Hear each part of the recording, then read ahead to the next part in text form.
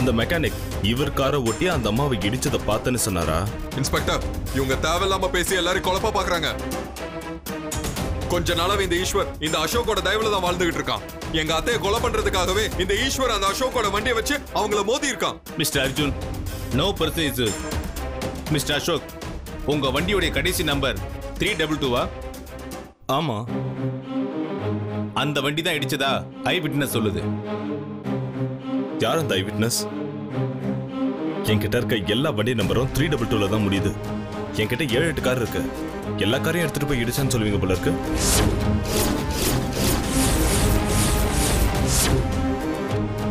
யாரு மிஸ்ஸஸ் மஞ்சு உன்னியோட ஆக்சிடென்ட் பார்த்தாங்களோ அவங்களோட வாக்குமூலம் எங்க கிட்ட இருக்கு. அவங்களால தான் இந்த வண்டியை கண்டுபிடிச்சோம். அந்த வண்டியை ரெடி பண்ண மெக்கானிக் ஷாப்ல கொடுத்த மொபைல் நம்பரும் ஈஸ்வர் நம்பரும் ஒண்ணுதான். அப்படின்னா சாட்சி பூரா நீங்க தப்பு பண்ண மாதிரி தான் காட்டுது. அடேங்க அப்பா, ஸ்காட்லாந்து போலீஸும் தமிழ்நாடு போலீஸும் ஒரே மாதிரின்னு சொல்லுவாங்க. அதை நீங்க கரெக்டா ப்ரூவ் பண்ணிட்டீங்க. இத பாருங்க சார், எனக்கும் என் மச்சா சாருக்கும் பிரச்சனை இருக்குதான். ஆனா அதுக்காக உங்களுக்கு கிடைச்ச எவிடன்ஸ் வச்சு நான் தான் இந்த ஆக்சிடென்ட் பண்ணேன்னு உங்களால சொல்ல முடியாது.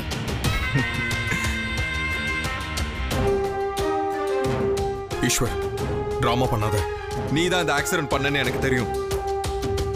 இங்க பாருங்க இன்ஸ்பெக்டர், இவர் என்னோட பிசினஸ் பார்ட்னர்.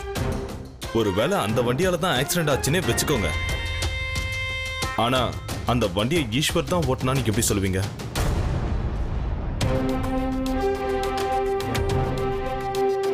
வண்டி ஒர்க் ஷாப்ல சர்வீஸ்ல இருக்கும்போது கூட இப்படி நடந்திருக்கலாம் இல்லையா? எனக்கு என்னமோ ஈஸ்வர் ஆக்சிடென்ட் பண்ண மாதிரியும் அதை யாரும் பார்த்த மாதிரியும் தெரியல. இருந்தாலும் போலீஸ், நீங்க சாட்சி இல்லாம ஒத்துக்குவா போறீங்க? இருந்தாலும் உங்க யூனிஃபார்முக்கு நான் மதிப்பு கொடுக்கறேன். ஆக்சிடென்ட் நடந்தப்போ ஈஸ்வர் அங்க இல்லைன்னு சொல்றேன். நான் ப்ரூஃப் காட்டுறேன்.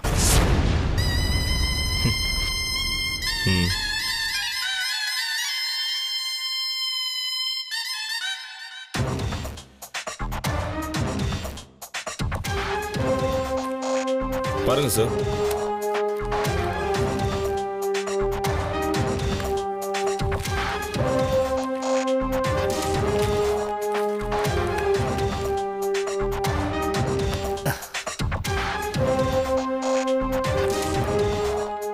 வண்டி இவர்கிட்ட இருந்திருந்தா தான் ஆக்சிடென்ட் பண்ணிருக்க முடியும். ஏன்னா நீங்க சொன்ன அந்த ஆக்சிடென்ட் நடக்கிறதுக்கு 4 நாளைக்கு முன்னாலே நான் வண்டியை வித்துட்டேன்.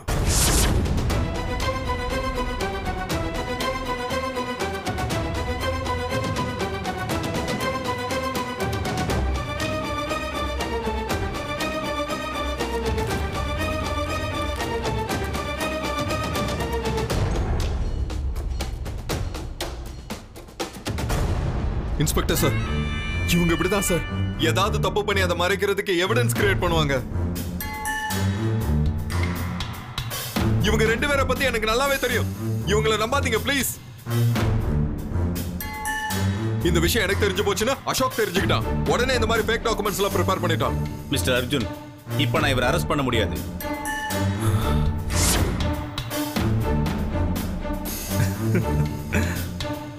அந்த டாக்குமெண்ட்ஸ் கொடுங்க. கொடுங்க அர்ஜுன்.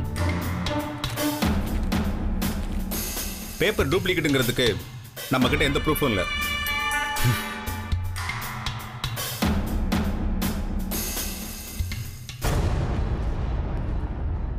மிஸ்டர் அசோக், எங்க வெரிஃபிகேஷனுக்கு இதோட காப்பி ஒன்று வேணும். நோ ப்ராப்ளம், எங்க கிட்ட இன்னொரு காப்பி இருக்கு. ஓகே. அப்புறம் இந்த கேஸ் பத்தின விசாரணை முடிகிற வரைக்கும் எங்க கிட்ட சொல்லாம ஊரை விட்டு எங்கேயும் போக கூடாது. ஓகே? வாங்க.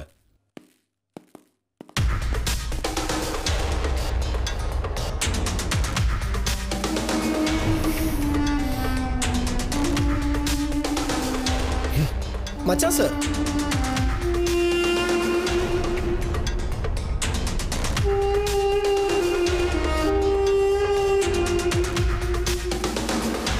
எங்களை மாதிரி ஹை கிளாஸ் ஆளுங்களை அவமானப்படுத்தணும்னு ஏன் இப்படி கஷ்டப்படுறீங்க? குடிச்சு வச்ச எச்ச கிளாஸ் மாதிரி இருக்க. நீ எல்லாம் ஹை கிளாஸா? இன்னும் எத்தனை நாளைக்கு இவன் முதுகு பின்னாடி ஒளிஞ்சு நின்று தப்பிச்சுக்குவேன்னு நானும் பாக்குறேன். என்னைக்கு நீ என் கையில வசமா மாற்றியோ அன்னைக்கு உன் கதை முடிஞ்சது ஈஸ்வர்.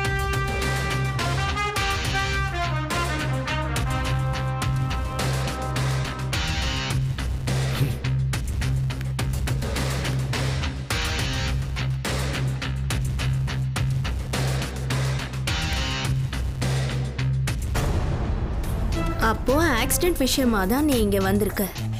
உன் மாமியாருக்கு ஆக்சிடென்ட் பண்ண ஆளை பிடிக்கிறதுல நீ மும்முரமா இருக்க. ஆனா ஆதிக்கு இன்னைக்கு எவ்வளவு இம்பார்ட்டன்டான நாள், அத நீ மறந்துட்டல்ல.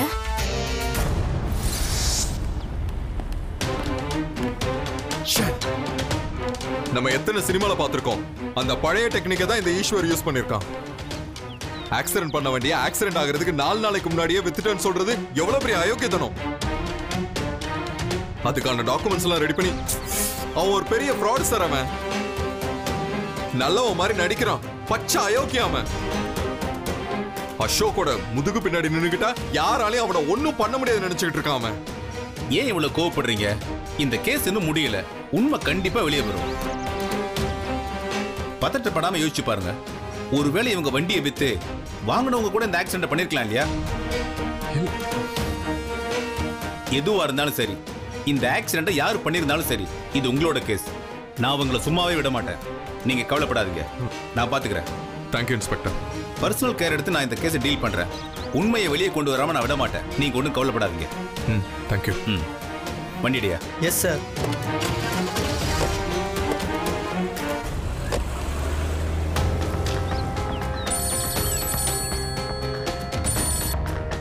சொல்லு ஜெய்.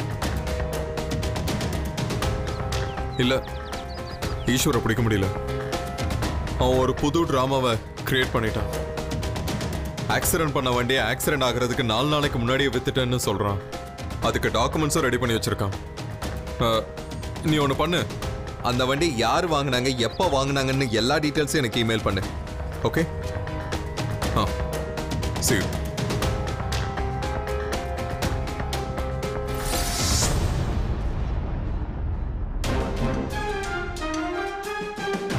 அப்ப நம்ம அவங்கள கண்டுபிடிச்சிட்டோம்னு அவங்களுக்கு தெரிஞ்சிருக்கு. அப்படி இல்ல, எங்க கண்டுபிடிச்சிருவாங்களோன்னு முன்கூட்டியே பிளான் பண்ணிருக்கான். அதனாலதான் காரை வித்திருக்கான்.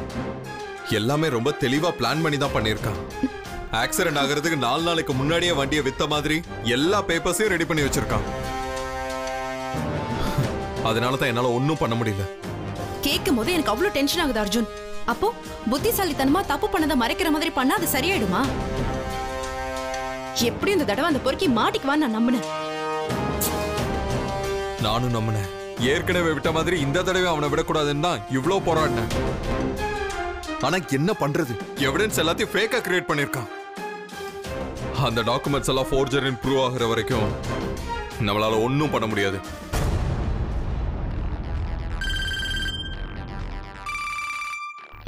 ஹலோ, யாரு? ஹலோ பிரியம்மா, நான் தான். Pooja, I miss you பிரியம்மா. I miss you too baby. எப்படி இருக்க? என்ன பண்ணிட்டு இருக்கீங்க நீயும் ஸ்ரவனும்? ரொம்ப ஜாலியா இருக்கும். உனக்கு தெரியுமா நான் உன்னை எவ்வளவு மிஸ் பண்ணிட்டு இருக்கேன்னு? வீட்ல இருக்கிற எல்லாரும் உன்னை மிஸ் பண்றாங்க. ஆனா நீ எங்க எல்லாரையும் விட்டுட்டு அங்க கேம்ப்ல ஜாலியா இருக்கல்ல? சரி சொல்லு, என்ன பண்ற கேம்ப்ல? நாங்க இப்ப பார்க்ல இருக்கோம். இங்க எல்லாமே செமையா இருக்கு.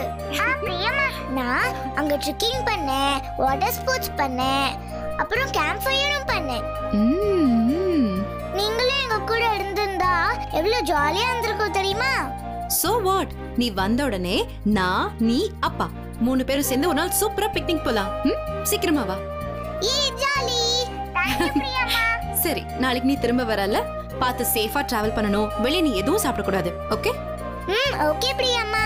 என்னோட பிரியம்மா சொன்னா பூஜா கண்டிப்பா கேப்பா. Good girl. Okay, show me your cheeks. உனக்கு lots and lots of kisses. Okay, நல்லா என்ஜாய் பண்ணு. பத்திரமா சீக்கிரமா வரணும். ஓகே? ஓகே பிரியம்மா. I love you. Bye. Love you too. Bye.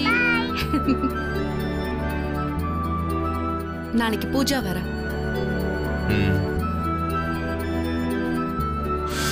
சரி. நான் ஆஃபீஸ் கிளம்புறேன்.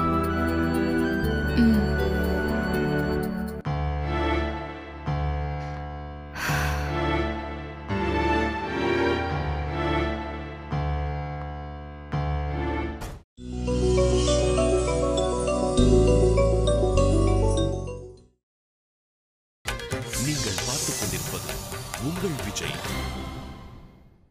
அண்ட் ஜெய், அந்த காரை யார் வாங்கினாங்க, எப்போ வாங்கினாங்க, எல்லா டீடைல்ஸும் கலெக்ட் பண்ணி வச்சுக்கோ. ஒவ்வொரு டீடைலும் ரொம்ப முக்கியமானது. Okay okay, see you. ஏய், நீ எதுக்கு இங்க வந்த? ஏன் அர்ஜுன், நான் இங்க வரக்கூடாதா? வரக்கூடாது.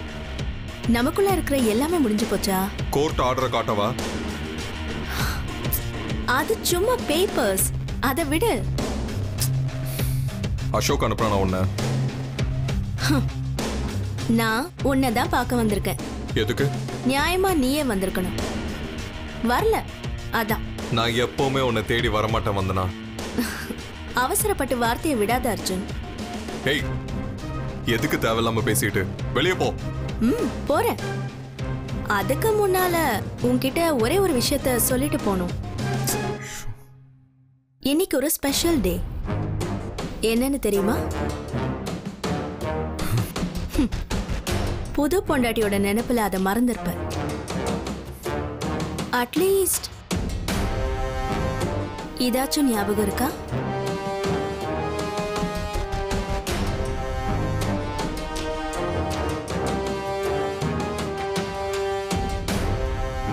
இதாவது ஞாபகம் இருக்கா? வருதா? ஞாபகம் இருக்கு, எல்லாமே ஞாபகம் இருக்கு. எல்லாத்தையும் தாண்டி நீ என்னை ஏமாத்தினது எனக்கு ரொம்ப ரொம்ப நல்லா ஞாபகம் இருக்கு. இன்னைக்கு உனக்கு வேணா ஸ்பெஷல் டேயா இருக்கலாம், ஆனா எனக்கு இல்ல. உனக்கு கவலை இல்லல்ல? எந்த விஷயத்தை பத்தியும் உனக்கு கவலை இல்ல, அப்படிதானே?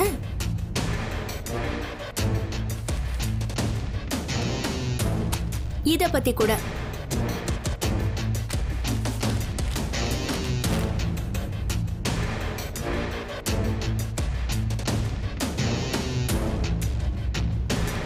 எப்படி மறந்த அர்ஜுன் இத? பரவாயில்ல, நான் உனக்கு ஞாபகப்படுத்துறேன். உன் செல்ல மகனுக்காக நீ ஒவ்வொரு வருஷமும் இந்த கான்ட்ராக்டை ரெனியூவல் பண்ணுவ. ஆதி பிறந்தப்போ நாம் அவனோட ஸ்டெம் செல்ல பத்திரப்படுத்தி வச்சோம். ஆதி பிறந்தப்போ பிளாசண்டாவை பத்திரப்படுத்தி வச்சா அவனோட இம்யூனிட்டிக்கும் ஃபியூச்சருக்கும் நல்லா இருக்கும்னு சொன்னாங்க. ஏன்னா ஃபியூச்சர்ல எந்த நோயும் அவனை தாக்கிடக்கூடாதுன்றதுக்காக. ஞாபகம் இருக்கா? இதெல்லாம் ஒர்க் அவுட் ஆகுமா இல்லையா, ரொம்ப எக்ஸ்பென்சிவ், இதெல்லாம் தேவையானு கூட நம்ம ஃப்ரெண்ட்ஸ் எல்லாரும் கேட்டாங்க. ஆனா நீ இத பண்ணியே தீருவேன்னு சொன்ன, நம்ம பையனுக்காக. ஆனா இன்னைக்கு இந்த கான்ட்ராக்டோட எக்ஸ்பைரி டேட்டே வந்துருச்சு. அந்த டேட் கூட உனக்கு ஞாபகம் இல்ல இல்ல? இதான் நீ ஆதி மேல காட்டுற அக்கறை. ஐம் சாரி, நான் மறந்துட்டேன். இது எப்படி மறந்தேன்னு எனக்கு தெரியாது. ஆதி மேல நிஜமாவே அக்கறை இருந்தா நீ இப்படி மறந்துருப்பியா? காலையில இருந்து உன் காலுக்காக நான் வெயிட் பண்ணிட்டு இருந்தேன் தெரியுமா? ஆனா வரவே இல்லை. அர்ஜுன், போன வருஷமும் நமக்குள்ள இதே பிரச்சனை இருந்துச்சு. ஆனா நீ கரெக்ட் டைம்க்கு வீட்டுக்கு வந்த. வா வந்தனா ஹாஸ்பிட்டலுக்கு போனோம். ஒரு தடவை வந்து சைன் பண்ணிட்டு போன, நீயா வந்து கெஞ்சி கேட்ட. இப்ப என்ன ஆச்சு? உன் அன்பு எங்க போச்சு? ஆதி மேல நீ வச்சிருந்த அன்பு முடிஞ்சு போச்சா? உனக்கு தெரியுதா நீ மறந்துட்டேங்கிறத? இனிமே நம்ம இந்த கான்ட்ராக்டை ரெனியூவல் பண்ண வேண்டாம். போதும், நிறுத்து. எதுக்கு ரெனியூ பண்ண கூடாது? நாளைக்கு பண்ணலாம்.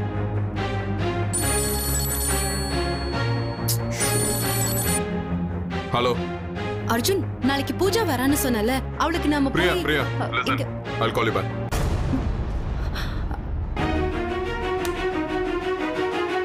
நாளைக்கு பண்ணலாம் டெஃபினெட்லி. எப்ப பண்ணணுங்கிறது முக்கியம் இல்ல அர்ஜுன், பண்ணாம கூட விட்டுடலாம். உன் புது பொண்டாட்டி வந்த உடனே பையன் மேல அக்கறை போயிடுச்சு இல்ல? மறந்துட்டேன்.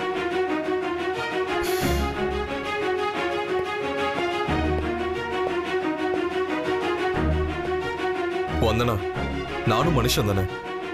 என்ன இப்போ ப்ராப்ளம்? இதான் என் ப்ராப்ளம். எல்லாத்தையும் உனக்கு சாதகமாவே பண்றல்ல, அதான். உன் புது வாழ்க்கையில நீ ரொம்ப பிஸி ஆயிட்ட அர்ஜுன். உன் புது பொண்டாட்டி கூட.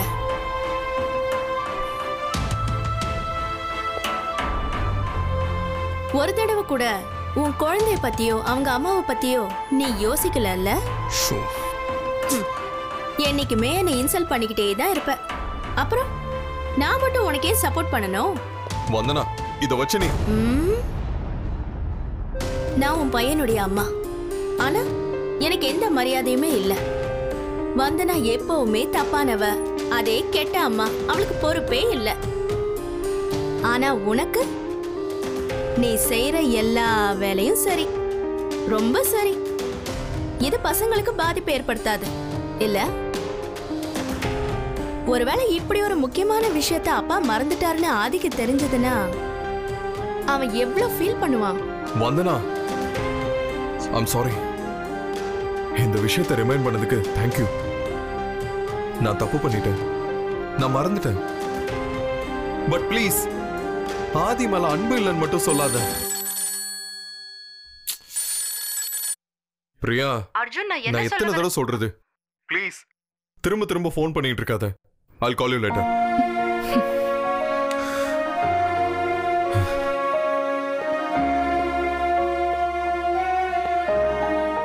உனக்கு நல்லாவே தெரியும் ஆதிக்கு என் வாழ்க்கையில் எவ்வளவு இம்பார்ட்டன்ஸ் இருக்குன்னு. ஆதி தான் என்னோட முதல் குழந்தை. எப்படி மறக்க முடியும் வந்தனா?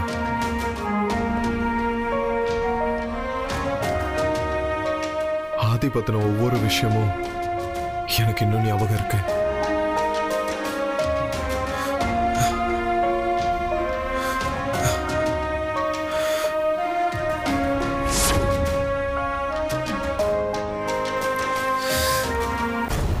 ஆதி பிறக்க போறான்னு நீ சொன்னப்போ நான் பைத்தியமாயிட்டேன்.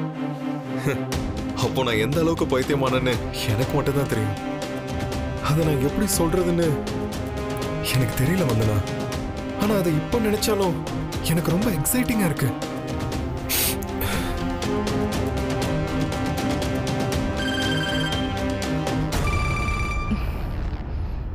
என்ன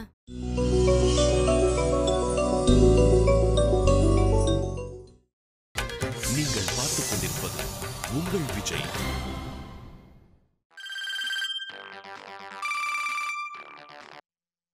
என்ன? உண்மையை சொல்றேன். நீ பிரெக்னன்ட் ஆன அந்த செகண்ட்ல இருந்து எனக்குள்ள சொல்ல முடியாத ஒரு ஃபீலிங் வந்துருச்சு. 9 மாசம் நான் உன்னை பேம்பர் பண்ணேன். உன்னோட எல்லா ஆசைகளையும் நான் நிறைவேற்றினேன். உனக்கு ஞாபகம் இருக்கா வந்தனா? நீ எப்பெல்லாம் வாந்தி எடுத்தியோ நான் ஓடி வந்து அதை கையில பிடிச்சிப்பேன். எனக்கு எவ்வளவு கஷ்டம் இருந்தாலும் சரி, அந்த நேரத்துல உனக்கு எந்த கஷ்டமும் இல்லாம பாத்துக்கிட்டேன். எல்லாம் ஆதிக்காக. பையன் பிறக்கிறப்போ ஒரு அப்பாக்கு எவ்வளவு சந்தோஷமா இருக்கும்னு ஒருத்த அப்பா ஆனதுக்கு அப்புறம் தான் சொல்ல முடியும். ஆதிக்கு ஏதாவது ஒண்ணுனா எனக்கு உயிர் போற மாதிரி ஆயிடும். அந்த அளவுக்கு அவனை நேசிக்கிறேன். ஆதியோட இருந்த ஒவ்வொரு செகண்டும் எனக்கு ரொம்ப நல்லா ஞாபகம் இருக்கு. அவன் முத தடவை கண் திறந்து பார்த்தது, என் சுண்டு விரலை தொட்டு தூக்குனது, முத தடவையா அடி எடுத்து வச்சது, முத தடவையா பேசினது, இது எல்லாமே எனக்கு ரொம்ப நல்லா ஞாபகம் இருக்கு. இந்த ஒவ்வொரு நொடியும் ஆதியோடது இல்ல, என்னோடது. ஆதி என்னோட பையன், நான் அவனோட அப்பா.